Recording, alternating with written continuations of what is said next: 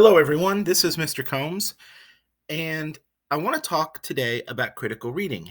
And in this class, we will have several lessons on critical reading, each one dealing with a certain topic specifically. And our topic today will be identifying main ideas and supporting details. I like to have PowerPoints that are themed because I find PowerPoints that just put a bunch of information up to be a little boring, and so I like to have pictures and themes. So this theme is Supernatural, one of my favorite shows. If you're familiar with Supernatural, you will see a lot of familiar characters. Um, so just enjoy those themes because most PowerPoints will have a theme. And the PowerPoint presentations that I have created for you have a lot of information in them because I want you to use these in lieu of a textbook.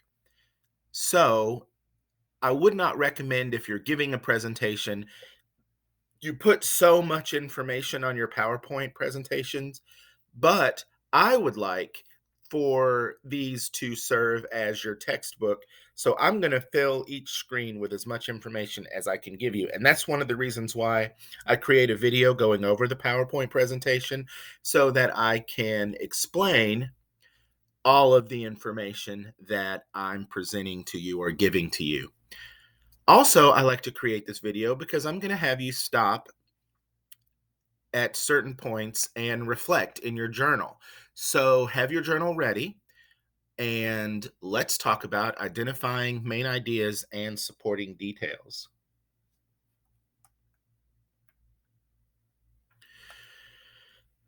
So the overall concept here is critical reading. And one way to ensure success in your college classes is to become a critical or active reader. So sometimes you'll hear people refer to critical reading, sometimes you'll have people refer to active reading.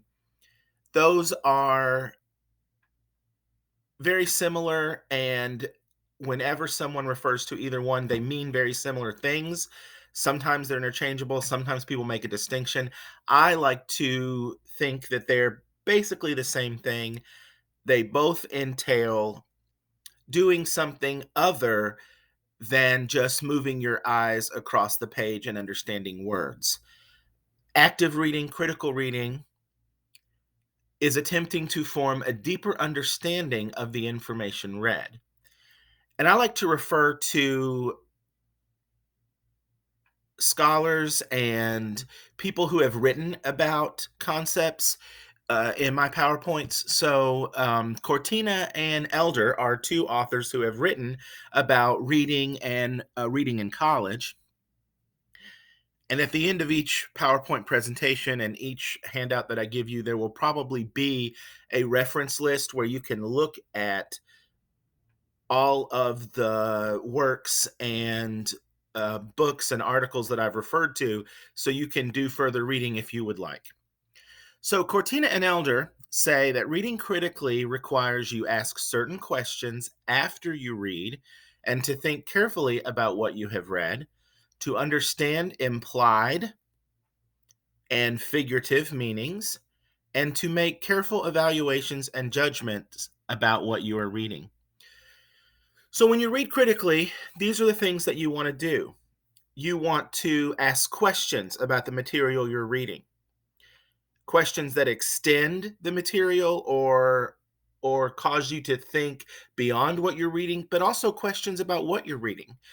Do you take what you're reading at face value? Do you accept what you're reading? Has the author convinced you that what they're saying is true? Or do you have some questions about what was written and how it fits with your own beliefs? Those are totally fine to ask those kinds of questions. Just because you're reading something in a class doesn't mean that you have to agree with all of it or even think that it's necessarily written well or factual information. You can always question. You also want to understand the implied meanings. And when I say implied meanings, what I mean are things that are not stated outright in the text. So, what is the author suggesting by what he or she is saying? And you also want to look at language that is not literal.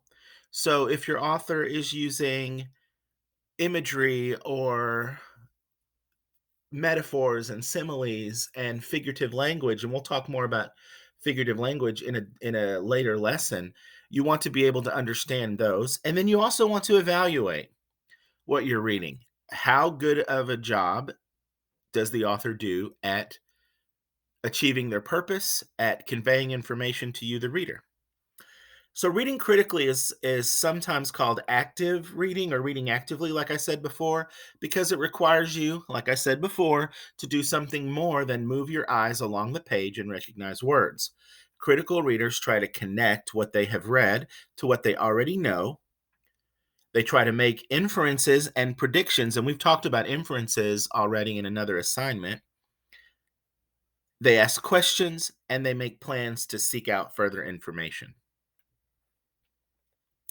So many people assume that reading critically is a difficult process to master, but Anchor and More suggest that you're probably already a critical reader to some extent in your daily life.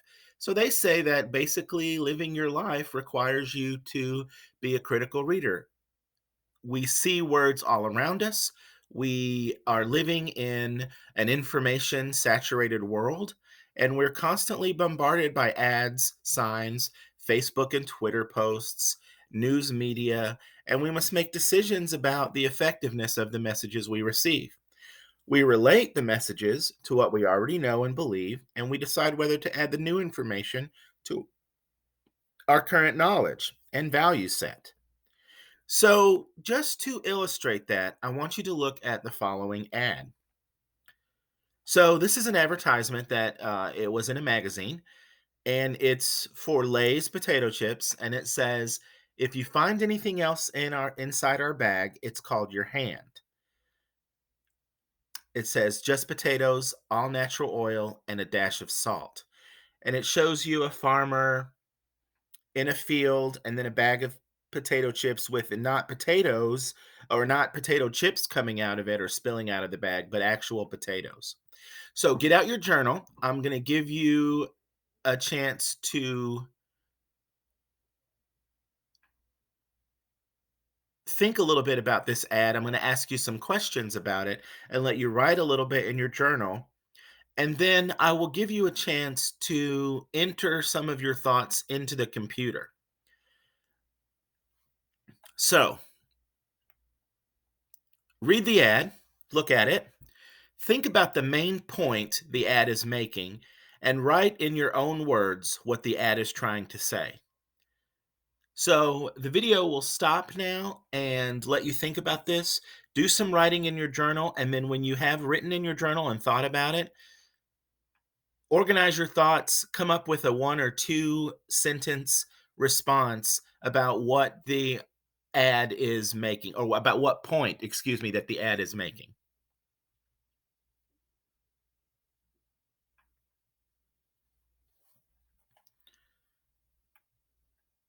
And also, I want you to think about how effective the ad is. What about it makes it effective?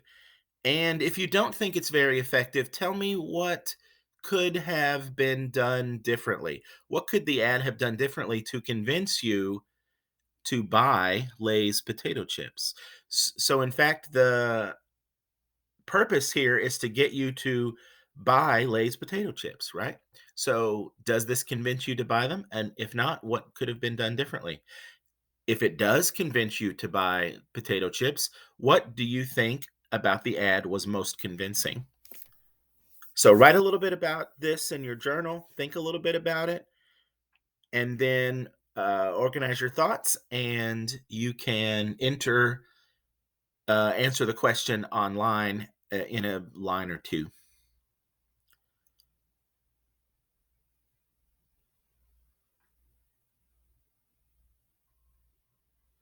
Okay,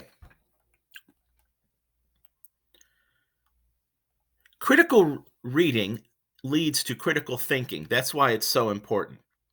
Critical thinking is the ability to think deeply about a subject and ask questions about it. Critical thinking will be vital to your success in college classes.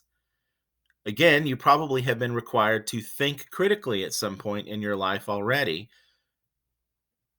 So let's consider the following. Think of an important decision you have made recently and answer the following questions about it. So think about a decision that you've had to make. It could be a major decision, it could have been a decision that's not so major. Probably don't want you to think about something like, well, I had to choose what to fix for dinner last night. That's probably not what we're asking, but a decision that affected your life in an important way. Think about what decision you made, what options you had, what points did you consider to arrive at your choice, and then think a little bit about whether or not you made the right decision. Think about this, really do some reflecting. This is a writing and reading class. We're going to be doing a lot of reading and we're also going to be doing a lot of writing. So, if you want to write about this for a while, I'm going to stop the video and I'll ask you a few questions that you can enter in, but really think about this and think about the decision you had to make. And really, I think when after you think about this and you do some writing, and when you look back at your writing, you will see that you did have to do some critical thinking. So when you're thinking, well, oh gosh, this critical thinking, I'll never be able to be an active reader or an active thinker or a critical thinker. You probably already are. We're just going to refine those skills that you already have in this class. So do some thinking about this. If this takes you a little bit, that's fine. But really do some thinking before we move on.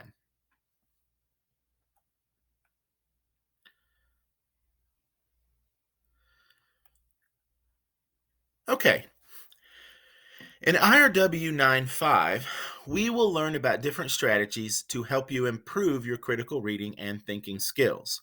And the first strategy we're going to talk about is identifying the main idea and supporting details.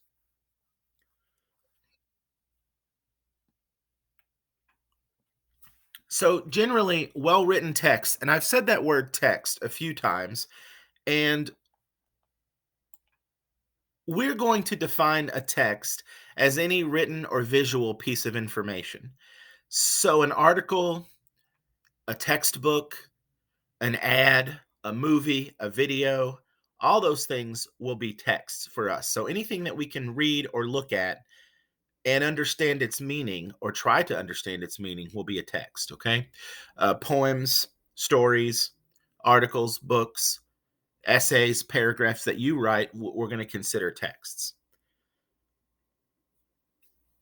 So, generally, well written texts focus on one topic and one idea about that topic, and we call this the main idea of the text. And all of the information provided in the text, which we call the supporting details, works to support or make the reader believe this main idea. We can identify a main idea for the entire piece of writing, but we can also identify main ideas for each of the paragraph or parts into which it is divided. So you could have a major main idea for a whole book, for example, but then each of the chapters would have their own main ideas that are sort of sub ideas underneath the major main idea. Sometimes the main idea for a longer piece of writing, we call it the central idea or the central point, and then all of the different parts have main ideas. So sometimes this idea is stated in the text. Other times, as Anchor and Moore point out, it may not be lying on the surface stated clearly and easy to spot. The main idea, a main idea that is not stated is called an implied main idea. So, a main idea that is not written out in the text, but all of the information points to, and you sort of have to come up with the language to describe it yourselves. It's not there in the text for you. That's called an implied main idea. So, let's look at the following cartoon. So, this shows two people at a marriage counselor, and the caption says, "Our marriage has problems. He likes to spend money. I like to save it. He's a night person. I'm a day person. He likes sports. I hate them." So I'm going to ask you some questions here. The first question is, what is the topic? And I'm going to give you a chance to look at one of these cartoons on your own and respond. So we'll look at this one together. So, what is the topic? Well, the topic of this cartoon, I would say, is our marriage, right? So, it's someone, and it looks like that the woman is speaking here, and she says, "Our marriage has problems." So, our marriage is the topic. So, the main idea takes that topic and makes a point about that topic. So, the topic is our marriage. The main idea that is stated is right there, the first sentence. Our marriage has problems. So, what's the topic? Our marriage. What am I saying about it? What's the main idea I have about that topic? It has problems. And then all of the remaining sentences support or makes the reader, us who are looking at this cartoon, it makes us believe that main idea. So, our marriage has problems. Well, why? He likes spending money. I like to save it. He's a night person. I'm a day person. He likes sports. I hate them. So the main idea is that our marriage has problems. That's the stated main idea. But what idea might be implied? So as you read the supporting details, you see that they're different people, right? They like different things. There's a contrast there. The wife says, he likes to spend money. I like to save it. He is a night person. I am a day person. He likes sports. I hate them. So there's a series of contrasts. There's a series of situations where they have different views. And nowhere in the writing does it say our marriage has problems because we are so different, but that's the general idea you get, right? She doesn't talk about any other issues in their lives. She talks about ways that they are different. So to answer question 3, I might say that an implied main idea would be that their marriage has problems because they are so different, because all of the supporting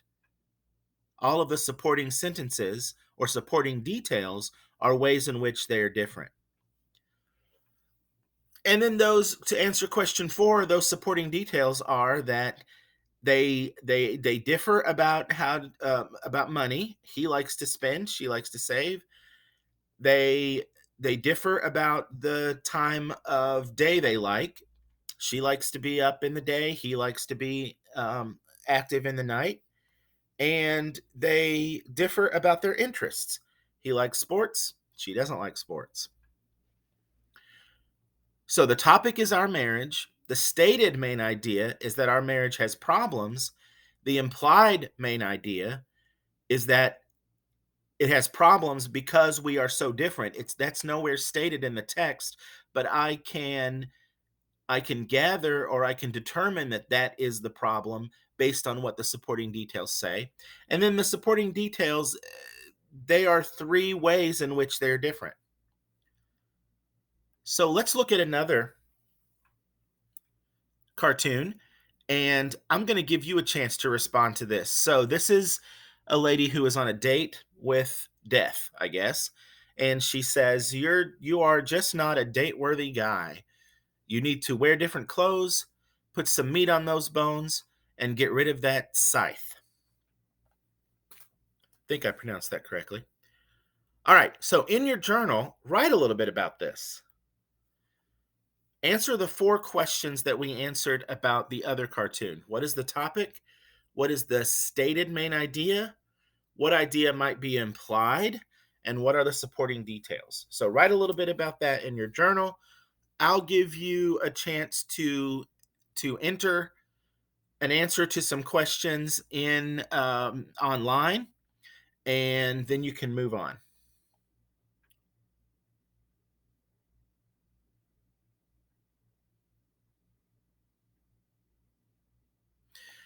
Okay, so just to make sure that we're on the same page, what is the topic here? Well, I think the topic is whether death is a good date or not, or whether he would make he or she, I don't know if death is male or female. Um but whether or not, well, I guess it says you're not a date worthy guy. So whether or not death is date worthy, that's the topic. The topic is the death as a date. And the main idea is that he is not date worthy. He's not a good date. So the lady is saying, you are just not a date worthy guy. So you are not, he's not a good date. So the topic is death as a date. The point I'm making about that topic is that he's not a good date, or the point this cartoon is making. He's not a good date. He is not a date worthy guy. But what is the implied main idea? Well, if you think about all of the criticisms that this lady has about death, excuse me, she says you need to wear different clothes, put some meat on those bones, get rid of that scythe. So these all deal with his appearance, the way he looks. So I would say that an implied main idea is that he is not date worthy because of his appearance. He needs to change his clothes. He needs to gain some weight. He needs to get rid of the accessories he uses, right? So he's not date worthy because of his appearance. And then those three things that we just listed, he needs to wear different clothes, gain some weight, get rid of that scythe, maybe, I don't know, have another tool or something. Those are the supporting details. All right. So we know the main idea of a text is a overall point that the text is trying to make. But how can we determine the main idea? If we have a paragraph, we have an article, we have a chapter, we have a story, how can we look at that writing and determine the main idea? Well, here are some tips, okay? So the first tip is that the main idea will always be a general statement. So out of these two statements, which do you think is the main idea? The chicken was overcooked, tough and hard to chew, or that was the worst meal I've ever eaten? Well, we're going to look for something that is a very general statement. If I say the chicken was overcooked, tough and hard to chew, that's very specific. That's a very specific part of a meal, chicken, maybe it's the main course. And I'm saying something very specific about the chicken. That's probably not the main idea. What would be a more general statement is that was the worst meal I have ever eaten. And then I could start out with the chicken was overcooked, tough, and hard to chew. So the chicken was overcooked, tough, and hard to chew is a supporting detail that would support that was the worst meal I have ever eaten. So that was the worst meal I've ever eaten would be that was the worst meal I have ever eaten, excuse me, would be the main idea there. That would be more likely to be the main idea. Also, because they really want readers to understand their message, many writers will state the main idea at the beginning of a text. This way, the readers know from the start the point of the writing. Other writers will state the main idea at the end of the text to ensure readers will remember it.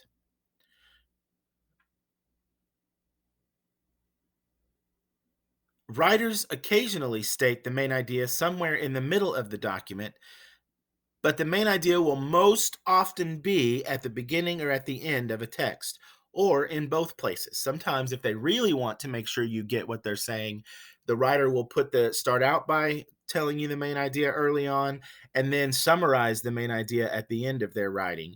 And I just noticed that I have a grammar mistake. So what I'm going to do is I'm going to end the show. For example, I shouldn't have put that apostrophe in there. I'm not saying that something belongs to the writers. I'm talking about more than one writer. So I will correct this. Well, I'm correcting it now, and I'll upload a corrected version to Blackboard for you. Okay. All right. Let's look at another one. Oh, or at the next slide. So if the text you're reading has a title, that title can often guide you to the author's message. Titles usually refer to the main point that the author is making. Look for repeated words, phrases, or ideas. If the writer keeps referring to the same idea throughout the text, that idea is probably the main idea. Use list words to help you find the main idea. So, list words tell you that a list of items will follow. The list of items will most likely be supporting details for the main idea. Langen states when expressions using list words appear in a sentence, look carefully to see if that sentence might be the main idea. Chances are a sentence containing list words will be followed by a list of major supporting details. So, for example, if I say something like, there are various reasons no one living in the United States today can achieve the American dream. They include continued discrimination, a corrupt justice system, and ineffective education policies.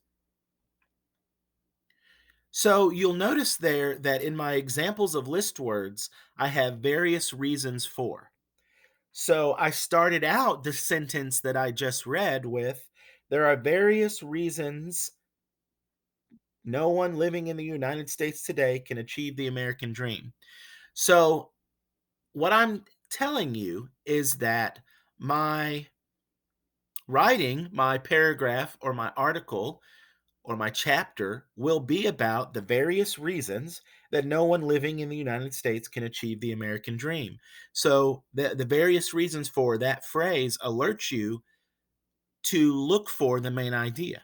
And the main idea in that case would be that no one can achieve the American dream. So the topic would be the American dream. The main idea is that it can't be achieved. And here are some reasons why that I'm going to talk about in my writing. So look for list words. So there are various reasons no one living in the United States today can achieve the American dream, just like I said. Various reasons, those are the list words that alert me to I may be able to find the main idea in this sentence. All right. So supporting details are those details in the writing that make the reader believe the main idea is true or try to make the reader believe the main idea is true. So, according to Langen, supporting details are reasons, examples, facts, steps, or other kinds of evidence that explain a main idea. Identifying the supporting details used by a writer can help you to have a better understanding of the main idea, and it can also allow you to decide how effective the writing is. Strong supporting details are essential to convincing readers to accept a writer's message. And there are two levels of supporting details. There are major details, they explain and develop the main idea, and minor details that help to develop the major details. So the minor details will support the major details, and the major details will support the main idea. And you can use addition words to help you identify the major supporting details in a text. Langen states that addition words are generally used right before supporting details, are introduced. So here are some examples of addition words. One, first of all, second or secondly, thirdly, to begin with, for one thing, other, another, also, in addition, next, moreover, further, furthermore, last of all, and finally. So those are words that tend to alert you that a supporting detail is follows.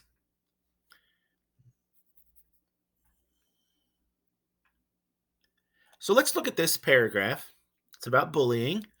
Let's identify the topic, the main idea, and supporting details, and also identify the addition words that alert you to those supporting details.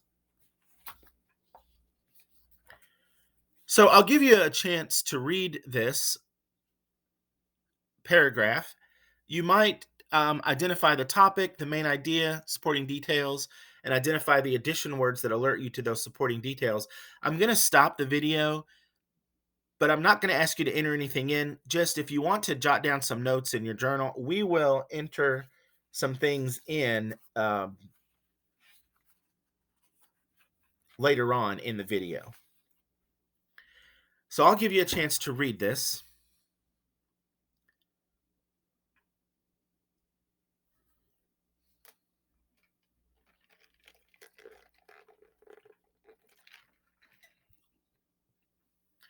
All right. So let's identify the topic here. What's the topic? Bullies, right? So this bullies is the topic. What is the main idea?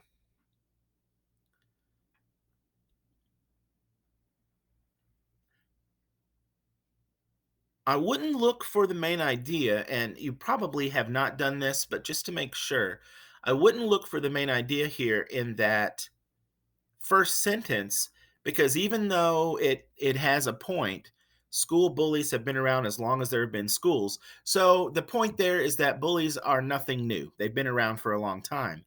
But the information in the paragraph doesn't support that. It doesn't go to show me how that's true. The second line, I think, is the main idea. Studies reveal several reasons why some children become bullies.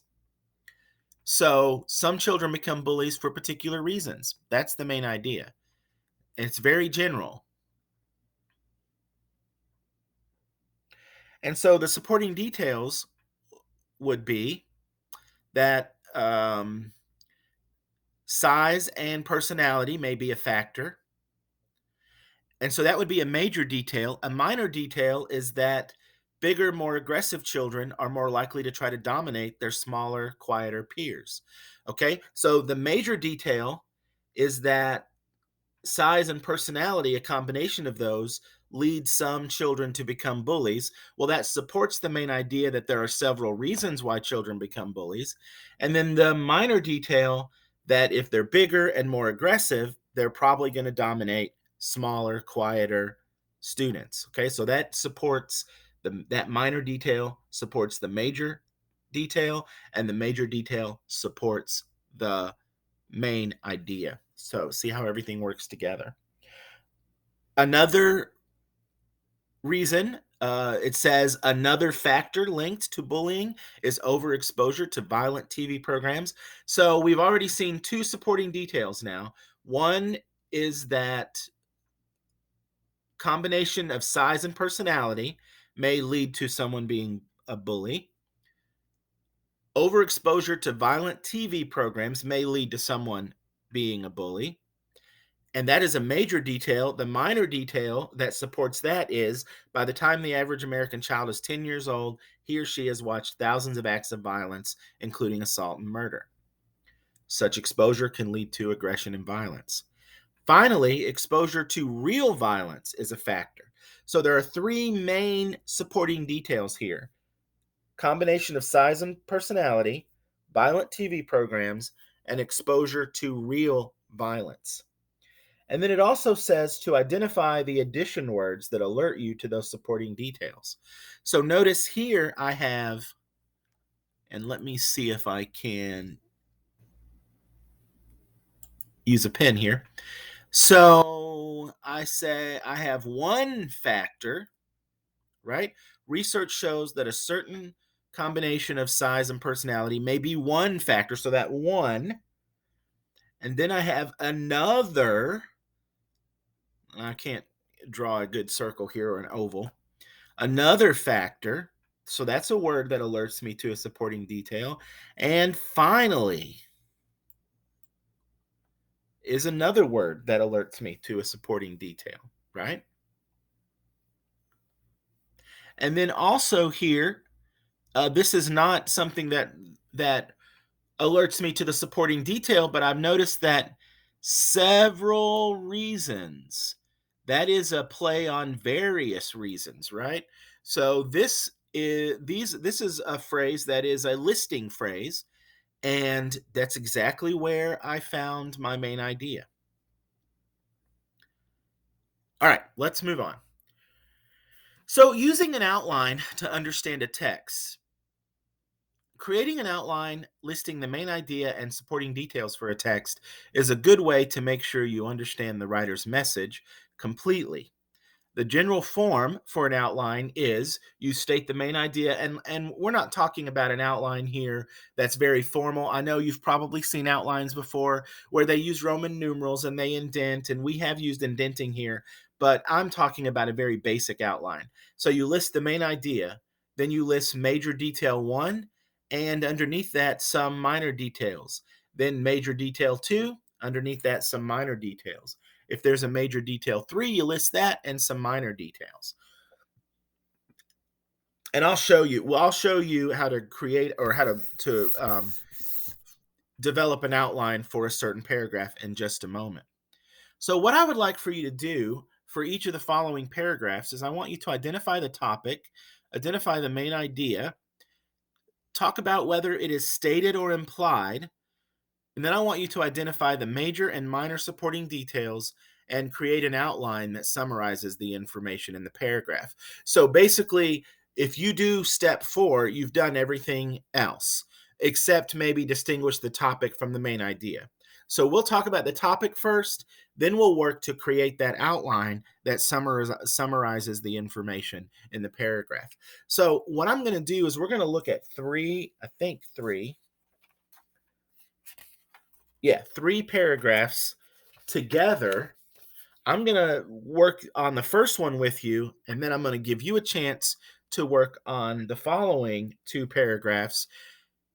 But then I also have an assignment that follows this presentation where I give you 3 other paragraphs and I let you work to answer these 4 questions on your own. Okay, and you'll turn that in for a grade. So let's look at the first one. So this says people react strongly to red. So I'll let you read this one and then we'll look at it together. And what I'm going to do is I'm going to type my answers out. So I'm going to end this show. I'm going to discard those ink annotations and then I'm going to pull up. I like narrating what I'm doing. I'm going to pull up this Word document here so that I can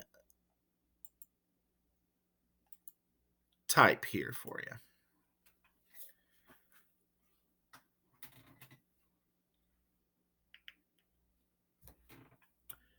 So this says, I'll go ahead and read this one. People react strongly to red. The next time you go into a bookstore, notice which books catch your eye. Those with red covers are likely to stand out. The color of blood, red, puts us on the alert. Often it signals danger. Red traffic lights and stop signs tell us to halt. Red also flags problems. Errors commonly are marked in red. Debts place us in the red. Red is the color of negative emotion. We redden with overexertion or embarrassment. When we're angry, we see red. But red is also associated with strong positive feelings. The red hearts and roses of Valentine's Day speak of romance. Red cheeks convey health.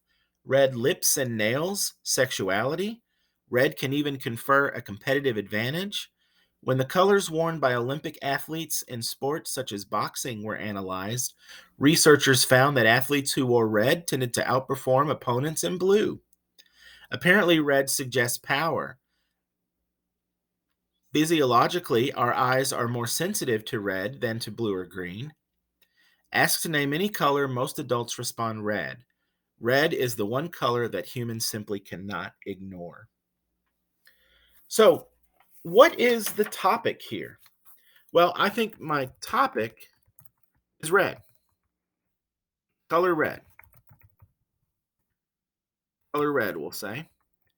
What is the main idea? It doesn't like that because I'm not using a sentence. I think oh, it said wants me to use just red instead of the color red. Oh well.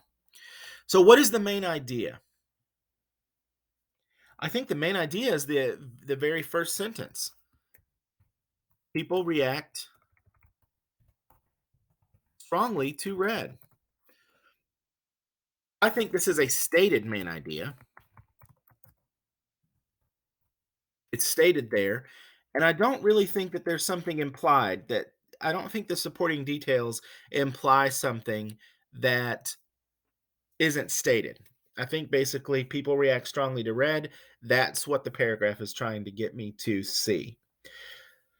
So, yeah, it's explicit or stated. Sometimes we call a thesis, excuse me, a main idea that is stated an explicit one. Explicit means it's written out, not something that's hidden or that you have to find. So, if the main idea is explicit, it means it's stated. All right, so now let's look at an outline. So, the main idea, under main idea, people react strongly to red.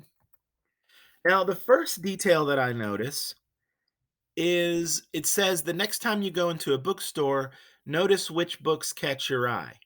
Those with red covers are likely to stand out. The color of blood puts us on alert. So I'm thinking that the first supporting detail would be that red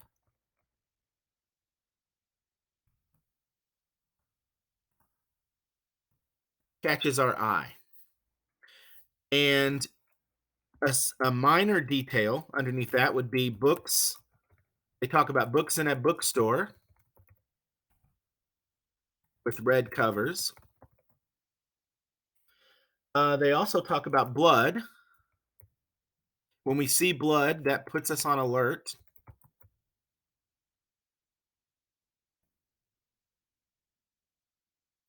Typing in front of people is one of the things I hate to do the worst.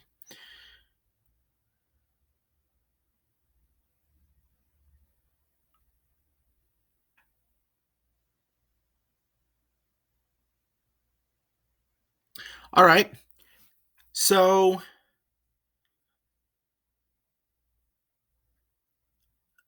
let's see.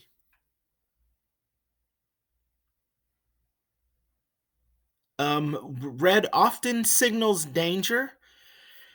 I'm trying to think about whether or not I see that as part of catches our eye, and I think I do. I think that um, red often signaling danger. The reason why it does is because it catches our eye, right?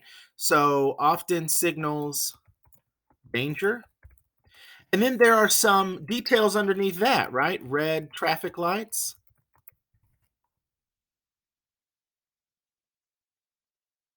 And then the next supporting detail that I see is that red flags problems. Okay, that really doesn't have anything to do with red catching our eye, or maybe it does, but I think there are enough details that I'm going to start this out as a different supporting detail. Although if you saw this as part of red catching our eye, that's okay too. There are slightly different ways that you can organize different writings. And as long as you have a justification for why you have created an outline in that way, that's just fine. Okay. So if what you're thinking slightly differs from what I'm thinking or what I'm writing, don't worry. That's just fine. The When you're looking at writing, when you're looking at reading, as long as we get the central message and as long as writing and reading communicates to us and we communicate well through writing, we can have different ideas about the same paragraph. That's totally fine. So red flags problems to me, that's a different set of supporting details.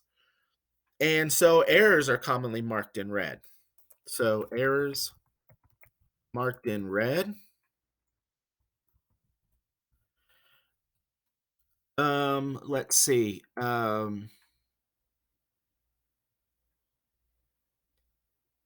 Debts place us in the red.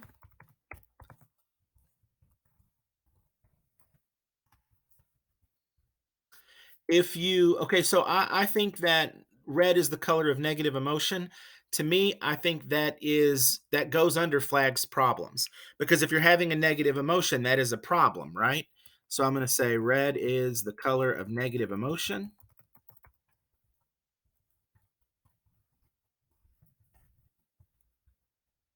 and underneath that, over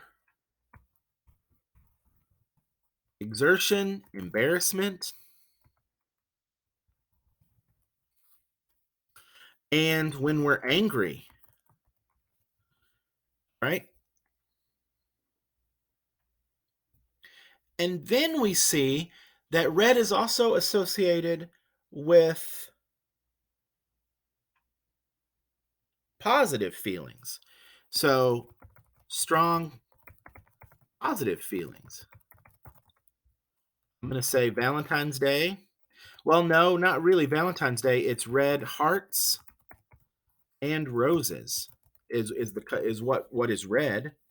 Red cheeks for health,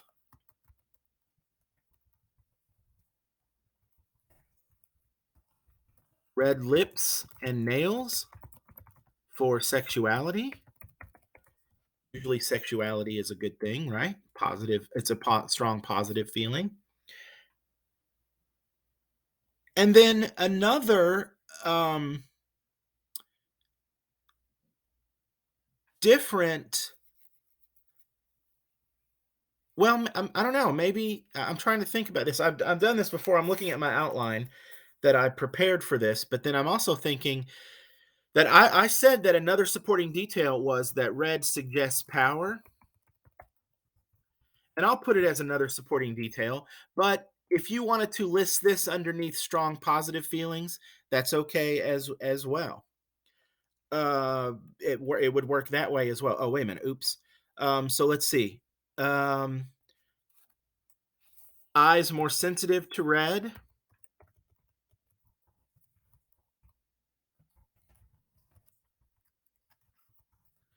and then it also tells us that there's a competitive advantage, right?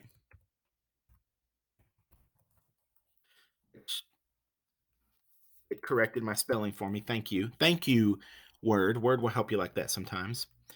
So competitive advantage. All right, there we go. So what I've done now is I've created a pretty good outline for this paragraph. So the main idea is that people react strongly to red. Some details they're using, this author is using, is red catches our eye, red flags problems, there's strong positive emotions, and red suggests power. And then given us, this author has given us some minor details to support those major details. All right, excellent. Let's look at another.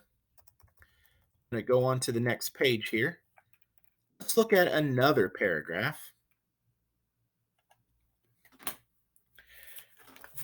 So this paragraph talks about carnivorous plants, and I'm going to let you read this paragraph. I'm going to let you do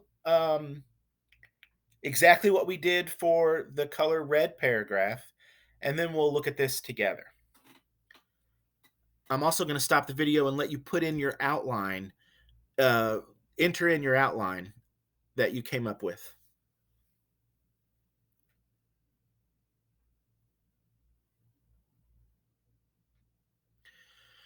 Okay, so I hope you did some writing and you entered the outline that you came up with. But let's look at this second paragraph. And what is the topic? Well, I think the topic is carnivorous plants.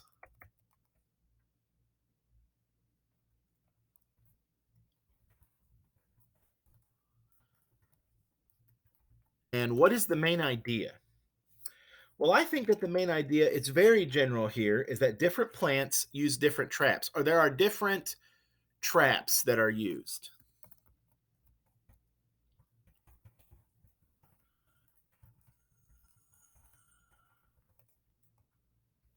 And I think that it is stated, right? It is an explicit or a stated main idea.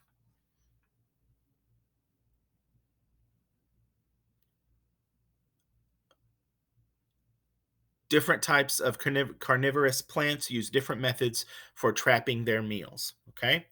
And so then what would be, I'm going to start my outline here with the main idea, and then the supporting detail that I see is it talks first about the pitcher plant.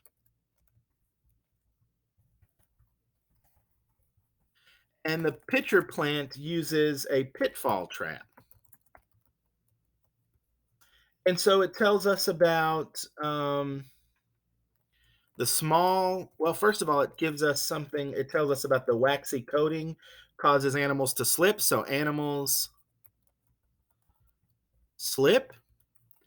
It talks about small plants eat insects.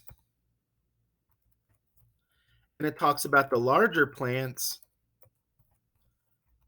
eat frogs and small mammals. I don't want to be around those plants. I mean, I'm a big mammal, but still, those seem like some scary plants. But so the idea here is that the animal slips into the trap.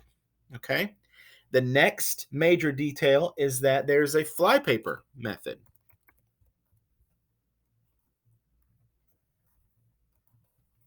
Flypaper trap. And the minor detail it gives us is that it's glue like material.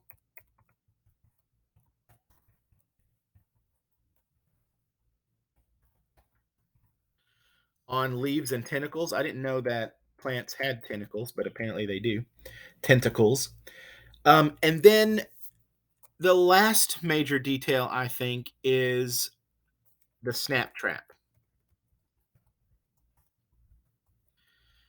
And it tells us about the color and odor.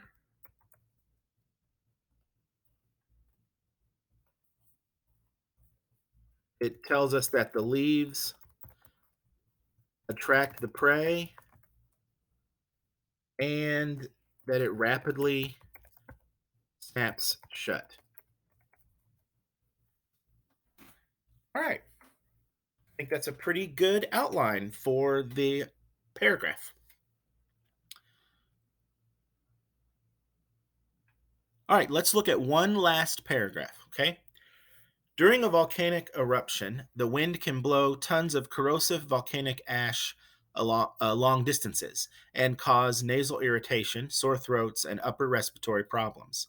Entire cities and crops can be destroyed under thick layers of ash. However, when it breaks down over time, volcanic ash becomes new, fertile soil. Farmlands on volcanic soil produce abundant crops.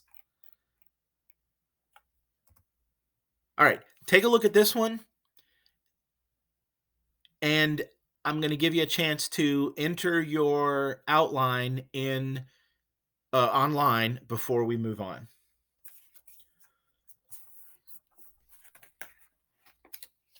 Okay, I hope that you entered your outline, and now let's take a look at this one together. So, what is the topic here?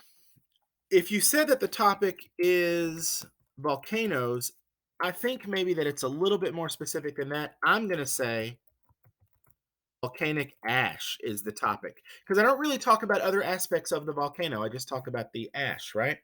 And what is the main idea here?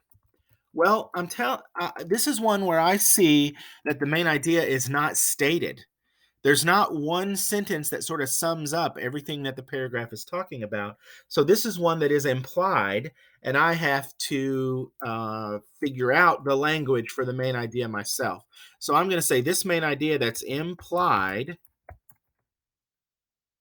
it might be that volcanic ash can destroy and give life. Now, you didn't have to say it this way. If you said something like volcanic ash has positive and negative, or has negative and positive effects, that's okay too. Anything where you talk about the bad aspects of volcanic ash and the good aspects would be a good statement of the main idea. So let's talk about the outline. So I think there are two major details. The first one is volcanic ash can destroy. So the ash can destroy, and it tells us that it can give you nasal irritation, sore throats, and upper respiratory problems. So I'm gonna say it.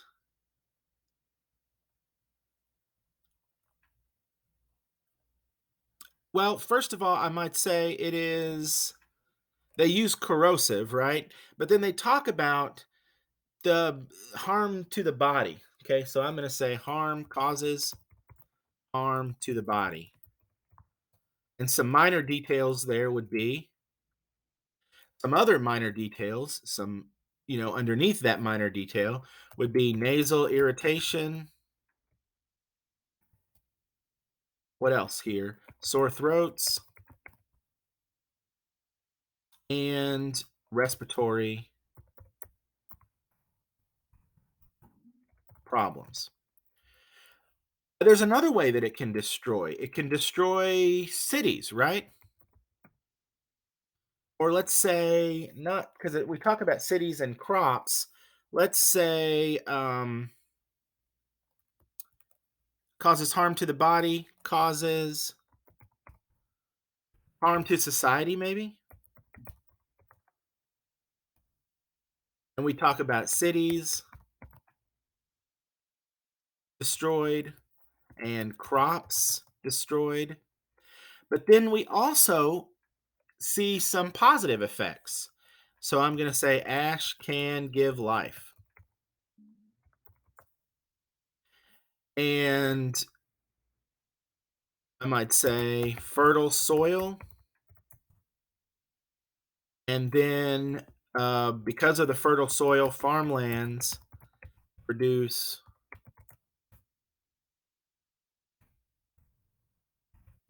abundant crops. And there we go. So the last thing that you'll see on the PowerPoint presentation is just a list of all the references that I've used.